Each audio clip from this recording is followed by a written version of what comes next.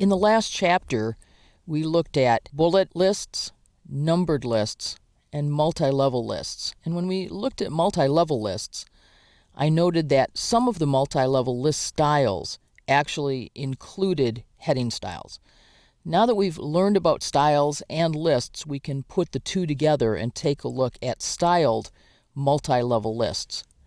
I'm going to begin by selecting the text for my multi-level list.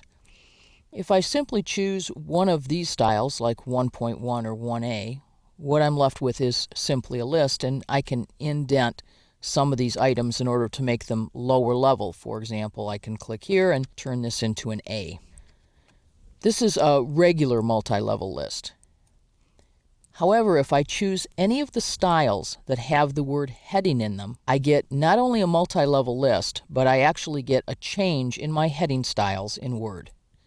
Now I have a heading style that includes the word article. If I indent my subpoint, it includes the word section. And this is part of the heading styles. I've actually chosen not just a multi-level list, but I've chosen a new set of heading styles to support it. So let's undo these changes. We can select these items, change their list level to an article level, and they're back again. So I can include text like the words article and section. I can also include, for example, the word chapter. This is the only word that appears in this list. This custom multi-level list includes only heading ones that include words. If I indent, for example, a subpoint or choose a lower list level for it, these do the same thing, you'll notice that the word chapter goes away. All of the other styles have no additional text with them.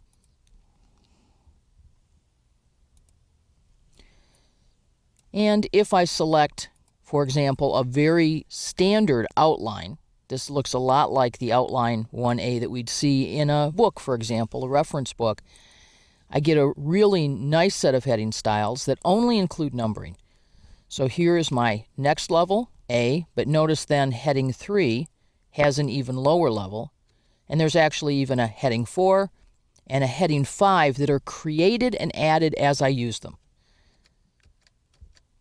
So another really nice feature that I can quickly go in and lay out an outline, whether I'm creating a handbook or any other kind of a document. And this multi-level list actually understands that it's an outline for a document.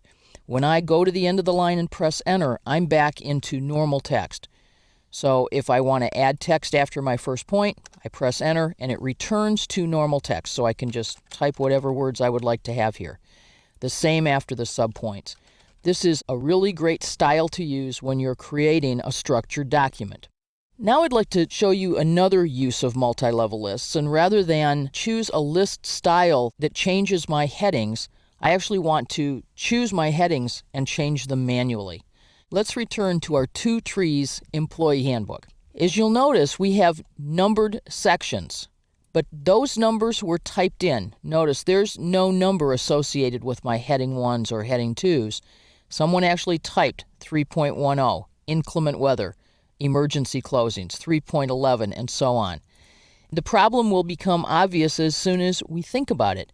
When we have the need to insert something in this handbook, we're going to need to manually renumber. For example, the handbook's under review right now, and we need to add a section 3.11 on disasters and states of emergency. So I'm going to copy this and change back to my handbook, and I'm going to insert it. And when I do, there's no automatic numbering that happens. I'll need to number this myself. But then I will also need to renumber 11, 12, 13, 14, and so on. I would really love to have this document number itself for me automatically, and that's really easy to do in Word 2010. Let's take a look at a section of this document and see how we would create styles that would allow us to have the document number itself. So here's the section of the Employee's Handbook, and you'll notice that I have an introduction at level 1, and then I have my heading 2s, and I simply want to modify my heading 1. Now, I can either choose numbering here. For example, I can choose the recently used format number 1, or I could type a number 1 at the start. But the trick is to update my heading 1 to match my selection. And when I do, here's my heading 1 automatically numbered here as well. Now I'm going to change my heading 2 style. I'd like this one actually to have letters rather than numbers. And I'm going to right-click and update my heading 2 to match my selection. So now when I insert some text, for example, if I were inserting the text here about our disasters or state of emergency, let's copy that text and go back to our section of the document that we're working in, and let's insert it. And you'll notice that it's a heading 2, so it knows to give it a letter. I'm going to click on the A, the field, and I'm going to say continue this numbering. So it's A, B, C, and so on.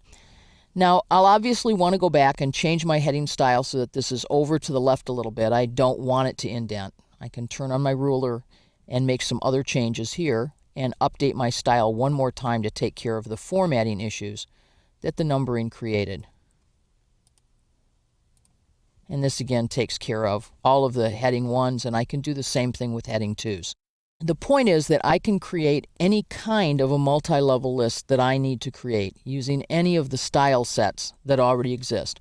If I ever want to use this style set again that I've created, it would be very good to make sure that it has all the quick styles that I want, and then to open style set and save this as a new quick style, for example, modern numbered, so that I will have it for use again in future documents. Between styles and our multi-level numbered list, I can create powerful outlines and outline existing documents in Word 2010.